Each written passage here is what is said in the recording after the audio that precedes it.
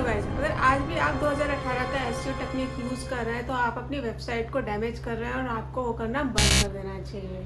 Keyword stuffing, 3000 word का content लिखना और रैंडम इंटरलिंकिंग करना ये अब वर्क नहीं करता है। आपको बताऊंगी ऐसी टेक्निक जो आप यूज़ कर सकते हैं 2026 में और आप अपनी वेबसाइट को फ्यूचर प्रूफ बना सकते हैं ताकि वो गूगल में रैंक भी करे और स्टेबल भी रहे। पहला ओल्ड मेथड जो है वो है कीवर्ड डेंसिटी। कीवर्ड डेंसिटी एक टाइम पे बहुत पॉपुलर था और लोग भर भर के कीवर्ड ऐड कर रहे थे डेंसिटी को फुलफिल करने के लिए, बट अब वो वर्क उतना नहीं करता है। अब यूज़र सर्च इंटेंट पे फोकस करता है और गूगल चाहता है कि यूज़र की क्वेरी का जो इंटेंट है उसके अकॉर्डिंग यूज़र को कंटेंट शो किया जाए या वेबसाइट शो की जाए। तो आपको भी उसी तरीके से उसी को ध्यान में रखते हुए कंटेंट कीवर्ड यूज़ करने हैं अपने कंटेंट में और जो यूज़र की सर्च इंटेंट है उसको फुलफिल करना है। सेकंड है long content versus helpful content. Long content, आप 2000-3000 वर्ड्स का कंटेंट लिख रहे हैं, पेज को बहुत ही लॉन्ग बना दे रहे हैं जिसका कोई यूज़ नहीं है, वो कोई उतना पढ़ता भी नहीं है। आपको क्या करना है, आपको शुरू के 200-300 वर्ड्स में जो भी आप अपने टॉपिक के बारे में लिख रहे हैं उसको एक्सप्लेन कर देना है। अगर यूज़र चाहेगा तो वो उसको आगे पढ़ लेगा, नहीं चाहेगा तो नहीं पढ़ेगा, बट आपको कोशिश ये करनी है कि आप जो कहना चाहते हैं अपने टॉपिक से रिलेटेड, अपनी सर्विसेज के रिलेटेड, वो शुरू के 200-300 वर्ड्स में कह दे ताकि यूज़र को जो इन्फॉर्मेशन चाहिए वो उसको बहुत जल्दी मिल जाए। बिकॉज आज के टाइम में किसी के पास इतना टाइम भी नहीं है कि वो 1500-3000 वर्ड्स का कंटेंट पूरा रीड करेगा, रिसर्च करेगा। थर्ड है ग्रीन लाइट्स को फुलफिल करना। आप या तो कोई योस्ट एसईओ टूल यूज़ कर रहे हैं या रैंक मैथ यूज़ कर रहे हैं और आप कोशिश करते हैं कि कैसे भी करके वो ग्रीन लाइट्स आ जाए, येलो ना रहे, ऑरेंज ना रहे। एक्चुअली आपको ये नहीं करना है, आपको एज ए यूज़र सोचना है और आपको जो है यूज़र के अकॉर्डिंग कंटेंट को मैनेज करना है या सेटअप करना है।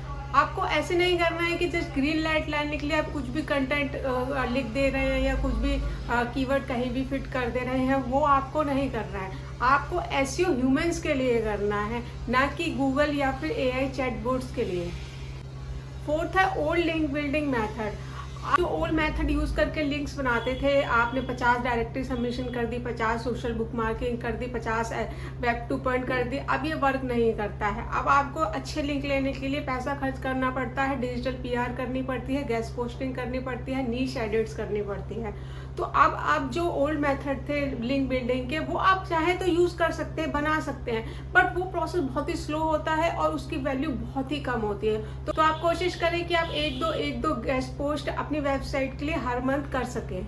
फिफ्थ है इंटरनल लिंकिंग। इंटरनल लिंकिंग को बहुत सारे एसईओज, बिगिनर एसईओज खास करके ध्यान ही नहीं देते हैं। इंटरनल लिंकिंग को इतना ज़्यादा आप इग्नोर करते हैं जिसका सबसे ज़्यादा बेनिफिट है, और इतनी बेकार तरीके से इंटरनल लिंकिंग करते हैं। नीचे कहीं भी एक लाइन का कंटेंट लिख देंगे और उसमें अपने किसी पेज को रैंडमली इंटरलिंक कर देंगे। ऐसा नहीं करना है, आपको प्रॉपर रिसर्च करके अपने कंटेंट को लिखना है और उस कंटेंट में जो अदर पेजेस हैं आपकी वेबसाइट और सर्विसेज के, जो उस वेबसाइट उस पेज से या फिर सर्विस पेज से इजीली लिंक हो सकते हैं या फिर नेचुरली लिंक्स हो सकते हैं, वो आपको टेक्स्ट में लिंक्स करने हैं।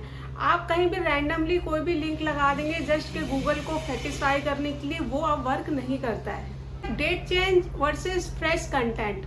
अब कुछ एसईओज क्या करते हैं, वो सीधा जाते हैं एक पेज पे या ब्लॉग पोस्ट पे और डेट चेंज कर देते हैं और उनको लगता है कि उन्होंने कंटेंट को फ्रेश कर दिया, रिफ्रेश कर दिया। ऐसे नहीं होता है।